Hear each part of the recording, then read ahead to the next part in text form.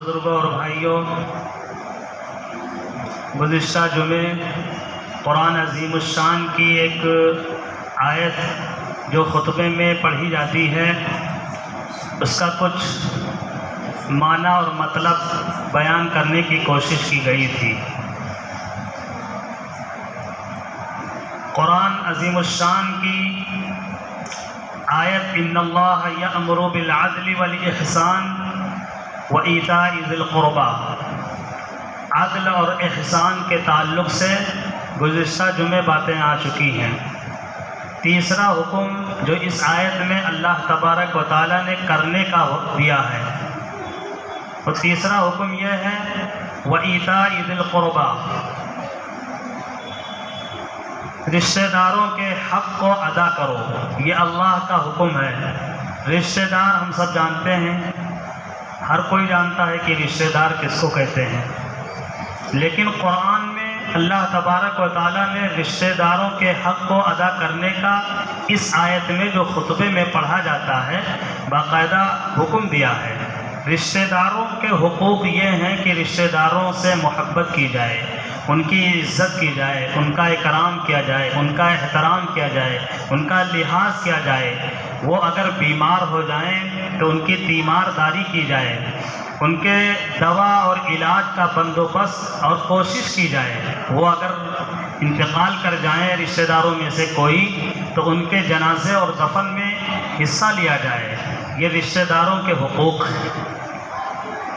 ایک روایت میں ہے کہ اللہ کے رسول صلی اللہ علیہ وسلم نے فرمایا کہ جو کوئی یہ چاہتا ہے کہ اس کو لمبی زندگی ملے، اس کی عمر طویل ہو اور اس کے رزق میں کشادگی ہو، تو دو کام کرے۔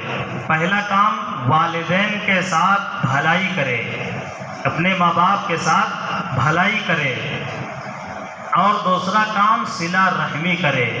صلہ رحمی یعنی رشتہ داروں کو جوڑ کے رکھنا، رشتہ داروں کے حقوق کو ادا کرنا، رشتہ داروں کے ساتھ مل کے رہنا، رشتہ داروں سے جھگڑا، لڑائی، بول چال بند، یہ سب چیزیں نہ ہو، اسی کا نام صلہ رحمی ہے۔ صلہ رحمی کی اتنی اہمیت ہے، اور والدین کے ساتھ احسان سلوک، حسن سلوک اور ان کے ساتھ بھلائی کی اتنی اہمیت ہے کہ اللہ کے نبی صلی اللہ علیہ وسلم نے فرمایا ہے کہ جو کوئی ایسا کرتا ہے تو اس کے رزق میں کشادگی بھی ہوگی اور اس کو لمبی زندگی ملے گی۔ ایک روایت میں ہے اللہ کے نبی صلی اللہ علیہ وسلم نے فرمایا میں ایسے شخص کے لیے جنت کے بیچوں بیچ میں ایک عالی شان گھر کی محل کی ضمانت لیتا ہوں جو حق پر ہوتے ہوئے جھگڑے کو چھوڑ دے۔ مشہور روایت ہے، مشہور حدیث ہے۔ اللہ کے نبی صلی اللہ علیہ وسلم نے فرمایا کہ جو حق پر ہوتے ہوئے جھگڑے کو چھوڑ دے، سچ پر ہوتے ہوئے بھی جھگڑے کو چھوڑ دے، نہ لڑے، نہ جھگڑا کرے، نہ بول چال بند کرے، اللہ کے نبی صلی اللہ علیہ وسلم نے فرمایا ایسے شخص کے لیے میں جنت کے بیچوں بیچ میں، شہر کا جو چوک ہوتا ہے وہ زیادہ اہمیت رکھتا ہے شہر کے کناروں سے، تو جنت کا جو بیچ کا حصہ ہے وہ بہت ہی اسپیشل اور وی آئی پی ایریا ہے۔ اللہ کے نبی نے فرمایا کہ اسی ایریے میں میں عالی شان گھر کی ضمانت لیتا ہوں جو حق پر ہوتے ہوئے جھگڑے کو چھوڑ دے۔ جنت تو ویسے ہی اسپیشل جگہ ہے، بہت وی آئی پی ایریا ہے، اتنا وی آئی پی ایریا ہے کہ اس کو سمجھنے کے لیے دنیا کے کسی ملک کی مثال لے لیں، خاص طور سے امریکہ کا مثال لے لیں کہ امریکہ میں ہر ایک کے لیے جانا اتنا آسان نہیں ہے، ہر ایک کو ویزا نہیں ملتا۔ کچھ دنیا کے ایسے ایریا ہیں کہ جہاں بہت اسپیشل ایریا اس کو بنایا گیا ہے۔ جب انسانوں نے اللہ ہی کی دھرتی کو، اللہ ہی کے بنائی ہوئی اس دنیا میں ایریا خاص کر لیا ہے اور اتنا وی آئی پی ایریا اس کو گھوشت کر دیا ہے کہ وہاں ہر کوئی جا نہیں سکتا ہے، اس کو ویزا نہیں مل سکتا ہے، بڑے شرائط رکھے ہیں انسانوں نے، تو اللہ تبارک و تعالیٰ نے تو جنت کی بڑی تعریف کی ہے، جنت کی بڑی صفت بیان کی ہے قرآن میں۔ جنت کو اللہ تعالیٰ نے کتنا خاص اور کتنا اسپیشل، کتنا وی آئی پی ایریا بنایا ہوگا۔ تو اس جنت میں محل کی عالی شان گھر کی ضمانت اللہ کے نبی صلی اللہ علیہ وسلم نے لیا ہے۔ آج رشتہ داروں کے ساتھ، بلکہ ماں باپ کے ساتھ، بیوی کے ساتھ گھروں کا ہمارے کیا حال ہے؟ بہت برا حال ہے۔ آئے دن جھگڑا لڑائی، ہلہ ہنگامہ، بول چال بند، ان کو مارنا، ان کو ستانا، ان کو پریشان کرنا۔ ایک روایت میں ہے کہ شیطان کو سب سے زیادہ خوشی دو موقع پر ہوتی ہے۔ یہ ابلیس جو شیطانوں کا سردار ہے، سربراہ ہے، اس کو دو موقع پر سب سے زیادہ خوشی ہوتی ہے۔ پہلا موقع جب اس کو بہت خوشی ہوتی ہے، بہت خوشی مناتا ہے کہ جب میاں بیوی میں انبن ہوتا ہے، میاں بیوی میں جھگڑا ہو جاتا ہے، جب شوہر اور بیوی دونوں گھر میں مچ مچ کرتے ہیں، جھگڑا لڑائی کرتے ہیں، خوب جھگڑتے ہیں، یہاں تک کہ بات طلاق تک چلی جاتی ہے اور جدائیگی ہو جاتی ہے میاں بیوی کے درمیان، تو ابلیس کو روایت میں ہے کہ سب سے زیادہ خوشی ہوتی ہے، سب سے زیادہ خوشی کا اظہار کرتا ہے ابلیس۔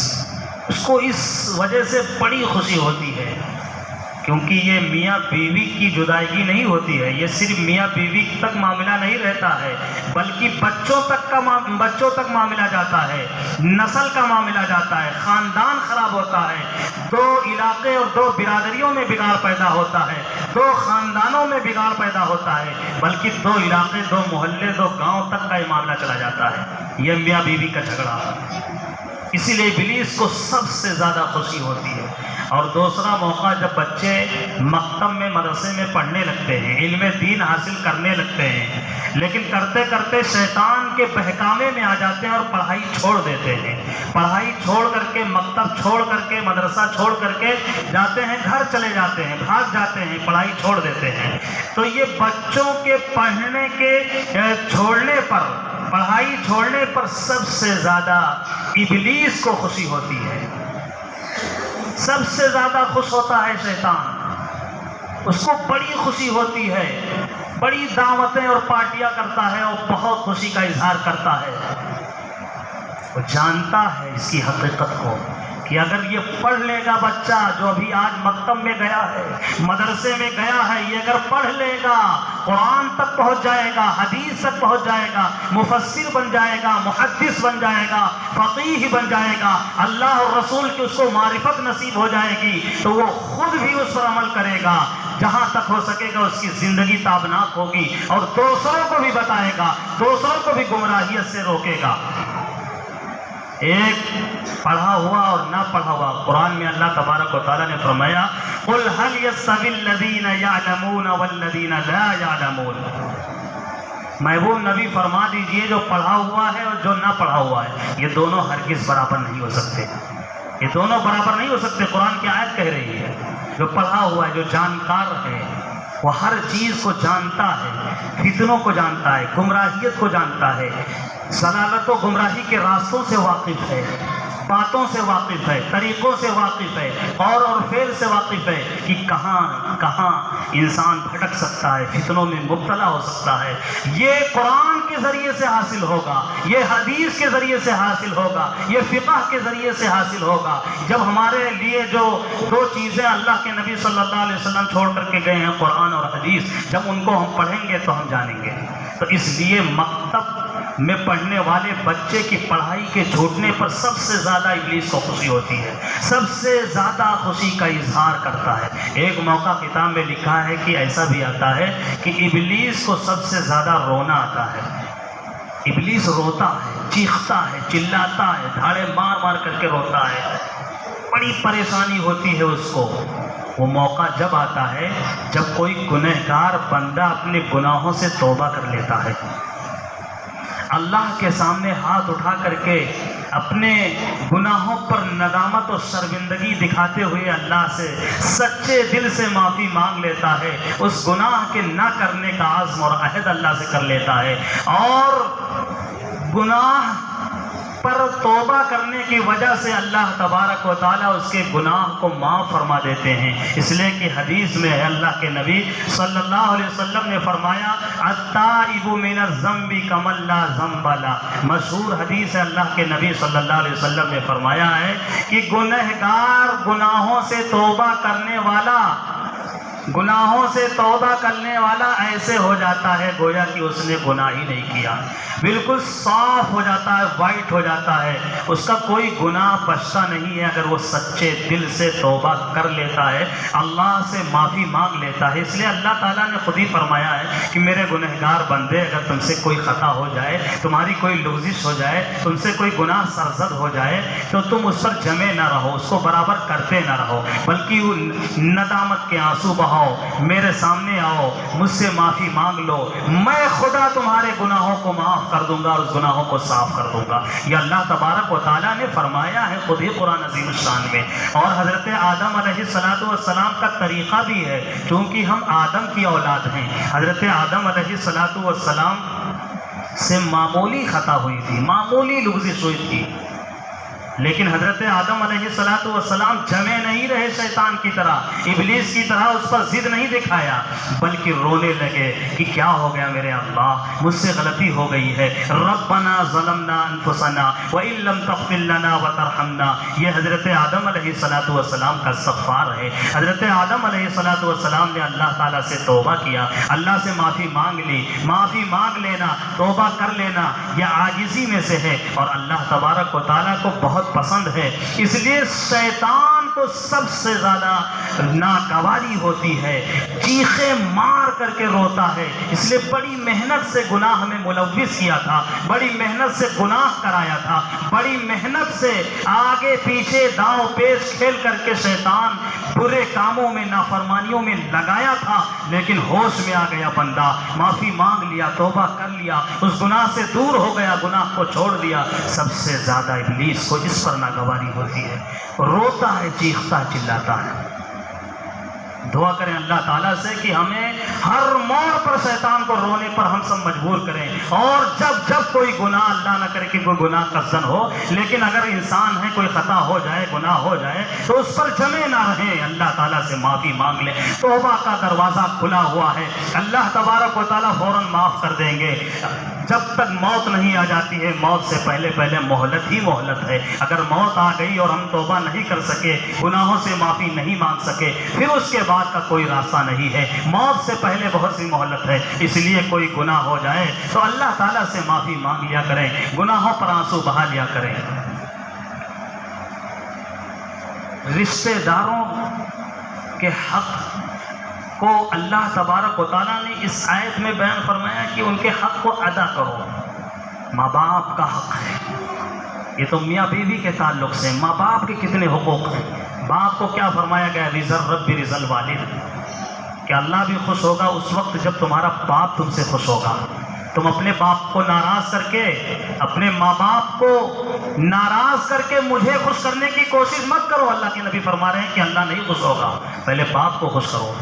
الجنت تحت اقدام الامہات فرمایا گیا اپنی ماں کے تعلق سے کہ تمہاری ماؤں کے قدموں کے نیچے میں نے جنت رکھ دیا ہے، ان کی خدمت کرو، ان کو خوش رکھو، جتنا ہو سکے ان کی سیوا کرو، ان کے ہر خدمت میں ہر موڑ پہ قدم کے قدم ملا کر کے ان کے ساتھ رہو، ان کو ناراض نہ کرو، ان کو مصیبت میں مبتلا نہ کرو، تمہاری ذات سے ان کو پریشانی نہ ہو، وہ ناراض اور ناخوش نہ ہو تم سے، بلکہ وہ تم سے خوشی محسوس کریں، وہ تمہاری ذات سے ان کو خوشی کا احساس ہو۔ ماں کے تعلق سے قرآن عظیم الشان میں اللہ تبارک و تعالیٰ نے بیان فرمایا وَقَضَىٰ رَبُّكَ أَلَّا تَعْبُدُوا إِلَّا إِيَّاهُ وَبِالْوَالِدَيْنِ إِحْسَانًا، کہ آپ کے پروردگار نے اپنی عبادت کا حکم دے رہا ہے، یعنی اللہ فرما رہے ہیں کہ میرے بندوں میری عبادت کرو۔ اس کے بعد دوسرا حکم اللہ تبارک و تعالیٰ یہ دے رہے ہیں اسی آیت میں وَبِالْوَالِدَيْنِ إِحْسَانًا، اپنے ماں باپ کے ساتھ، والدین کے ساتھ حسن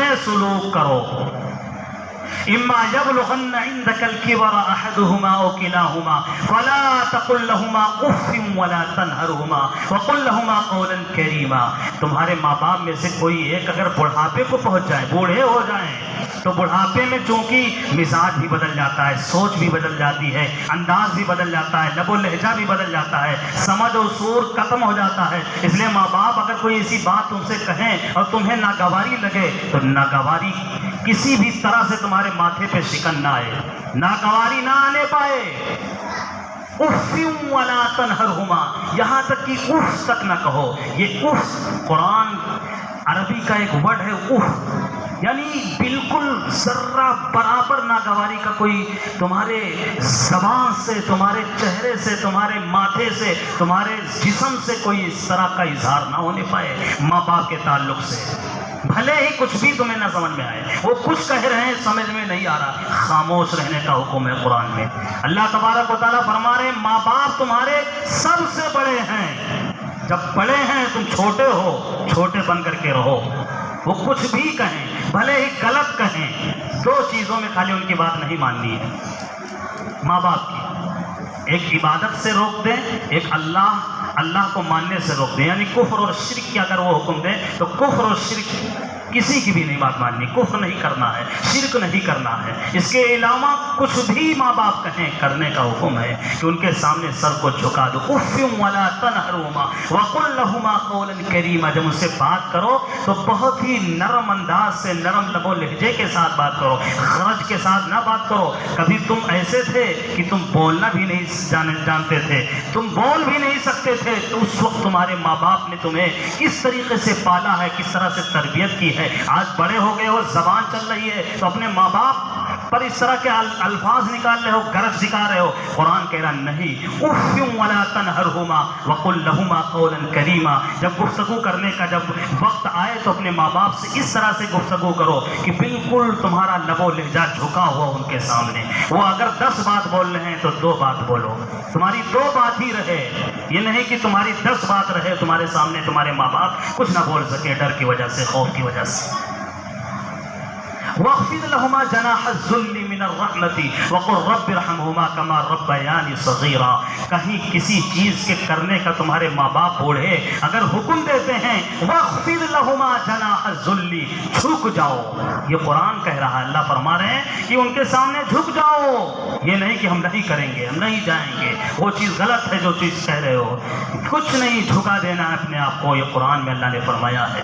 اور اگر تمہارے ماں باپ کا انتقال ہو جائے، دنیا سے کسی کا جانا ہو جائے، چاہے ماں چلی جائے، چاہے باپ چلا جائے، کسی کا انتقال ہو جائے، اور اللہ تبارک و تعالیٰ فرما رہے ہیں کہ ان کی مغفرت اور رحمت کے لیے دعائیں برابر کرتے رہو. اپنے ماں باپ کی دنیا سے جانے کے بعد بھی برابر تمہارا ان کا حق ہے والد بچوں پر اور ان کی نسل پر، ان کی اولاد پر، کہ ماں باپ کے مرنے کے بعد ماں باپ کی مغفرت کے لیے، ان کی رحمت کے لیے اللہ سے گڑ گڑاتے رہیں، دعائیں کرتے رہیں. یہ قرآن میں اللہ تبارک و تعالیٰ نے خود ہی فرمایا. یہ تیسرا حکم ہے جو خطبے میں جس آیت کو پڑھا جاتا ہے، اس آیت میں تیسرا حکم اللہ تبارک و تعالیٰ کا رشتے داروں، خاص کر کے ماں باپ، بیوی، بچوں کے تعلق سے فرمایا گیا کہ ان کا جو حق ہے وہ حق کو ادا کرو. 3 چیزیں اور ہیں اس میں، وَيَنْهَا عَنِ الْفَحْشَاءِ وَالْمُنكَرِ وَالْبَغْيِ. 3 چیزوں کے کرنے کا اللہ تبارک و تعالیٰ نے حکم دیا ہے اور 3 چیزوں سے منع کیا ہے. یہ چیزیں نہیں ہونی چاہیے، یہ چیز نہ کرو. پہلی چیز اس میں سے ہے وَيَنْهَا عَنِ الْفَحْشَاءِ. اللہ تبارک و تعالیٰ نے منع فرمایا ہے فحش چیزوں سے. فحش چیزیں کہتے ہیں کھلی ہوئی برائی کا. کھلی ہوئی برائی کو فحش کہتے ہیں.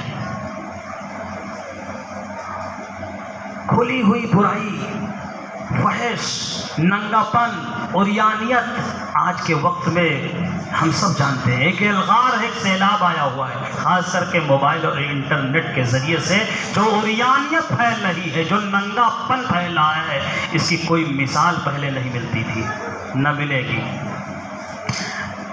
ایک صاحب نے دیکھا کہ جنگل میں بڑا آدمی سو رہا ہے. انہوں نے اس کو جگایا کہ تم سو رہے ہو اس جنگل میں، کون ہو؟ اس نے کہا میں ابلیس ہوں.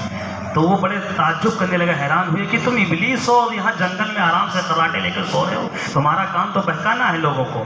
وہ ابلیس نے جواب دیا، کتاب میں لکھا ہے، ایک کتاب ہے حیا اور پاک دامنی، پیر ذوالفقار احمد صاحب نقشبندی دامت برکاتہ العالیہ کی کتاب ہے، انہوں نے اپنی کتاب میں اس واقعے کو لکھا ہے کہ جنگل میں اس ابلیس سے ملاقات ہوتی ہے۔ ابلیس کہتا ہے کہ مجھے محنت کرنے کی اب ضرورت نہیں ہے، میرا کام بہکانے کا، ورغلانے کا، پھنسانے کا، بگاڑنے کا سب ہو رہا ہے۔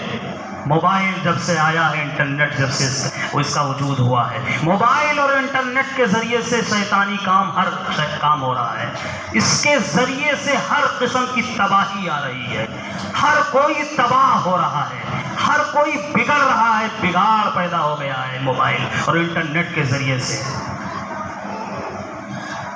قرآن عظیم الشان میں اللہ تبارک و تعالیٰ نے فرمایا وَلَا تَقْرَبُوا الزِّنَا إِنَّهُ كَانَ فَاحِشَةً وَسَاءَ سَبِيلًا۔ یہ نہیں فرمایا اللہ تبارک و تعالیٰ نے کہ زنا نہ کرو، فرمایا زنا کے قریب نہ جاؤ۔ قریب یعنی زنا تک لے جانے والی جو چیزیں بھی ہیں، قریب کرنے والے جو بھی راستے ہیں، قریب کرنے والے جو بھی ذرائع ہیں، ان سارے ذرائع اور طریقوں کو اللہ فرما رہے ہیں قریب نہ جاؤ، چھوڑ دو۔ جس کے ذریعے سے تم زنا تک پہنچ سکتے ہو، جس کے راستے سے چل کر کے وہاں تک تم پہنچ سکتے ہو، اس کا ارتکاب تم سے ہو سکتا ہے، اس دلدل میں تم پھنس سکتے ہو، گر سکتے ہو، اللہ تبارک و تعالیٰ نے فرمایا قریب ہی نہ جاؤ اس کے۔ انہو کان فاحشہ، یہ کھلی ہوئی برائی ہے، وساء سبیلا، اور برا راستہ ہے۔ ایک حدیث میں، ایک روایت میں اللہ کے نبی صلی اللہ علیہ وسلم نے فرمایا کہ گانا سننا اور غلط چیز کا دیکھنا اور گانا کا سننا دلوں میں اس طرح نفاق کو پیدا کرتا ہے جیسے پانی کھیتی کو سرسوں سبز و شاداب کر دیتا ہے۔ جیسے پانی اگر کھیت میں لگا دیا جائے تو کھیتی لہلہانے لگتی ہے اور فصل اگاتی ہے، ایسے ہی جب کوئی گانے کو سنتا ہے، گانے کو دیکھتا ہے، فحش چیزوں کو، تو اس کے دل میں نفاق پیدا ہوتا ہے۔ منافق آج بہت ہیں، آج تو ہر منافقین ہمارے صفوں میں بھرے ہوئے ہیں، کہیں نہ کہیں اس کا بھی دین ہے، موبائل کا بھی دین ہے۔ نفاق کہتے ہیں، منافقین کس کو کہتے ہیں؟ بظاہر دیکھا جائے تو بہت اچھے، لیکن اندر سے بھیانک ہے، وہ خطرناک ہے۔